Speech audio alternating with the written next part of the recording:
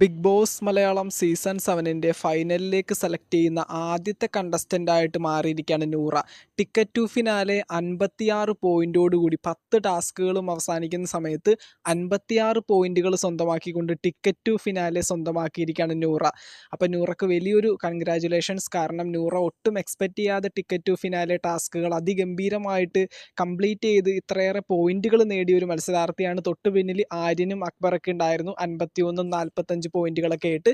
പക്ഷേ എന്തൊക്കെയാണെങ്കിലും 56 പോയിന്റുകൾ നേടിക്കൊണ്ട് മറ്റുള്ള എല്ലാ കണ്ടസ്റ്റൻസിനെയും പിന്നിലാക്കിക്കൊണ്ട് ടിക്കറ്റ് ടു ഫിനാലെ സ്വന്തമാക്കിയിരിക്കുകയാണ് നൂറ.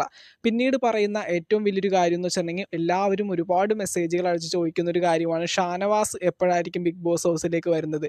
അതായത് നാളത്തെ ഫസ്റ്റ് വീക്കെൻഡ് എപ്പിസോഡിൽ 12ാം ആഴ്ചയിലെ ഫസ്റ്റ് വീക്കെൻഡ് എപ്പിസോഡിൽ, അതായത് ശനിയാഴ്ചയിലെ വീക്കെൻഡ് എപ്പിസോഡിൽ ഷാനവാസ് ബിഗ് ബോസ് ഹൗസിലേക്ക് വരുന്നതായിരിക്കും. നമ്മുടെ ലാലേട്ടൻ്റെ മുമ്പിൽ വെച്ചിട്ട് ഷാനവാസ് ബിഗ് ബോസ് ഹൗസിലേക്ക് വീണ്ടും എത്തുന്നതായിരിക്കും. ഇപ്പോൾ കൺഫേംഡ് ആയിട്ട് നമുക്ക് അറിയാനായിട്ട് സാധിച്ചിട്ടുണ്ട്. ഷാനവാസിനെ ഡോക്ടേഴ്സും കാര്യങ്ങളൊക്കെ പരിശോധിച്ചു. ഒരു ദിവസം ഷാനവാസ് ഹോസ്പിറ്റലിൽ ഒബ്സർവേഷനിലായിരുന്നു.